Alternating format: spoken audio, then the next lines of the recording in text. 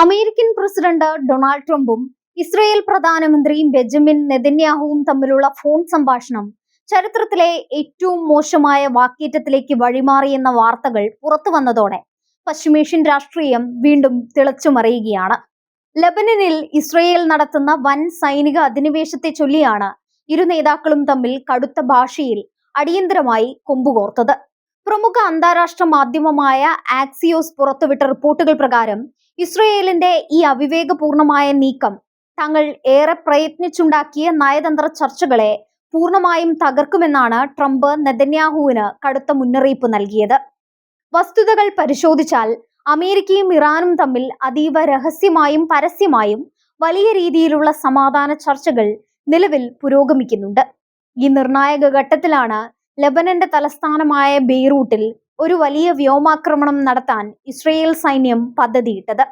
ഈ നീക്കം ഇറാന്റെ കടുത്ത പ്രകോപനത്തിന് കാരണമാകുമെന്നും അതോടെ തങ്ങളുടെ ഇറാൻ നയതന്ത്ര ചർച്ചകൾ പൂർണ്ണമായും അട്ടിമറിക്കപ്പെടുമെന്നും ട്രംപ് ഭയപ്പെടുന്നു. ഈ പശ്ചാത്തലത്തിലാണ് നെതന്യാഹുവിനോട് തികച്ചും നിയന്ത്രണം വിട്ട രീതിയിൽ ട്രംപ് പൊട്ടിത്തെറിച്ചതായി മാധ്യമങ്ങൾ റിപ്പോർട്ട് ചെയ്യുന്നത്. മറുവശത്ത് ലബനനിൽ ഇസ്രയേൽ സൈന്യം തങ്ങളുടെ ആക്രമണം അതീവ ശക്തമായി മുന്നോട്ട് കൊണ്ടുപോവുകയാണ്.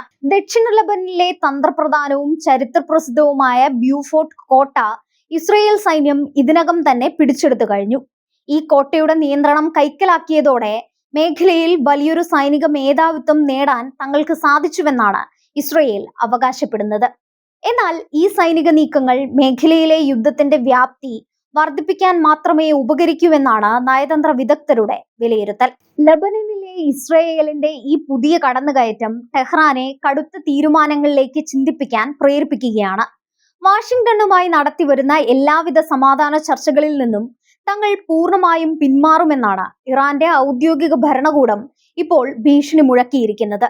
അമേരിക്ക ഒരു വശത്ത് സമാധാനത്തെക്കുറിച്ച് സംസാരിക്കുകയും മറുപടിയായി തങ്ങളുടെ സഖ്യകക്ഷിയായ ഇസ്രയേലിനെ കൊണ്ട് ലബനനിൽ പരസ്യമായി ആക്രമണം നടത്തിപ്പിക്കുകയും ചെയ്യുന്നത് ഇരട്ടത്താപ്പാണെന്ന് ഇറാൻ ആരോപിക്കുന്നു.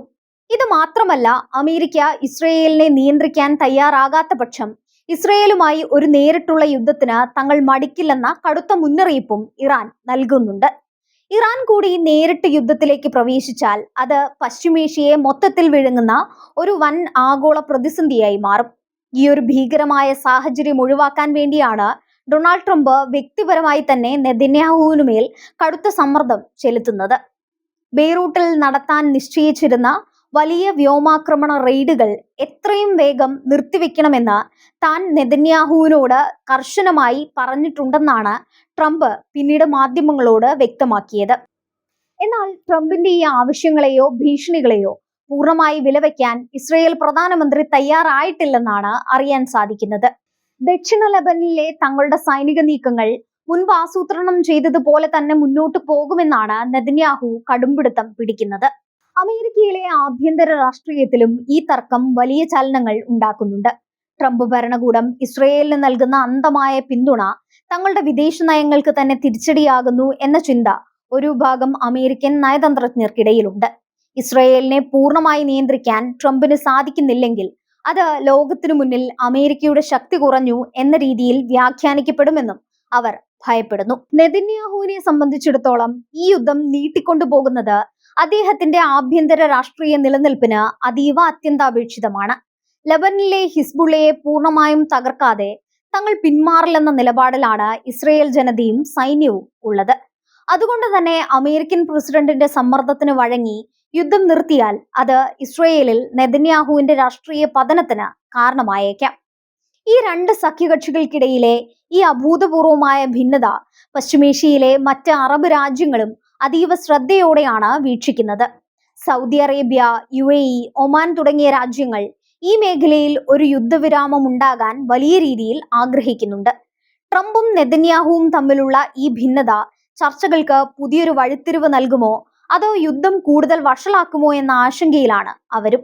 പ്രതിരോധ വിദഗ്ധരുടെ വിശകലനം അനുസരിച്ച് ബ്യൂഫോർട്ട് കോട്ട പിടിച്ചടക്കിയതോടെ ഇസ്രയേൽ ദക്ഷിണ ലബനനിൽ ശക്തമായ പ്രതിരോധ നിര തീർത്തു കഴിഞ്ഞു. ഇനി ബെയ്റൂട്ട് കേന്ദ്രീകരിച്ച് ഹിസ്ബുള്ളയുടെ പ്രധാന താവളങ്ങൾ തകർക്കുകയാണ് അവരുടെ ലക്ഷ്യം.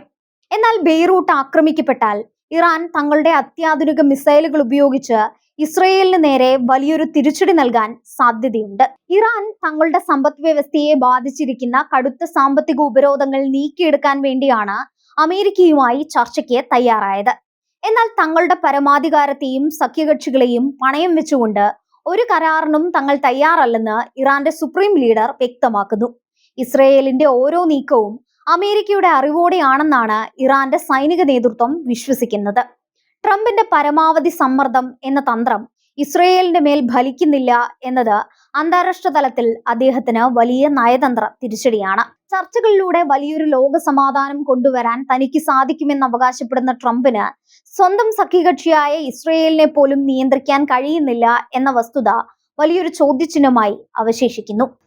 വരും ദിവസങ്ങളിൽ ബെയ്റൂട്ടിന് നേരെ ഇസ്രയേൽ വ്യോമാക്രമണം നടത്തിയാൽ US-ഇറാൻ ചർച്ചകൾ ഔദ്യോഗികമായി തന്നെ അവസാനിക്കും. ഇത് പശ്ചിമേഷ്യയെ വീണ്ടും ഒരു വലിയ യുദ്ധത്തിലേക്ക് നയിക്കും എന്ന കാര്യത്തിൽ യാതൊരു സംശയവുമില്ല. ഒരു വശത്ത് ഇസ്രയേലിന്റെ കടുംപിടുത്തവും മറുവശത്ത് ഇറാന്റെ കടുത്ത മുന്നറിയിപ്പും, നടുവിൽ അമേരിക്കയുടെ നിസ്സഹായ അവസ്ഥയുമാണ് ഇപ്പോൾ ദൃശ്യമാകുന്നത്. ട്രംപും നെതന്യാഹുവും തമ്മിലുള്ള ഈ ബാലിസ്റ്റിക് ഫോൺ കോൾ പശ്ചിമേഷ്യൻ രാഷ്ട്രീയത്തിൽ വരാനിരിക്കുന്ന വലിയൊരു പൊട്ടിത്തെറിയുടെ സൂചനയാണ് നൽകുന്നത്. സമാധാനത്തിന്റെ പാതകൾ ഓരോന്നായി അടയുമ്പോൾ മേഖലയിലെ ജനങ്ങൾ വീണ്ടും ഒരു കടുത്ത ഭീതിയുടെ നിഴലിലാണ് ജീവിക്കുന്നത്. ഈ നയതന്ത്ര യുദ്ധത്തിൽ ആര് ജയിക്കുമെന്നത് വരും ദിവസങ്ങളിലെ സൈനിക നീക്കങ്ങൾ മാത്രമായിരിക്കും തീരുമാനിക്കുക.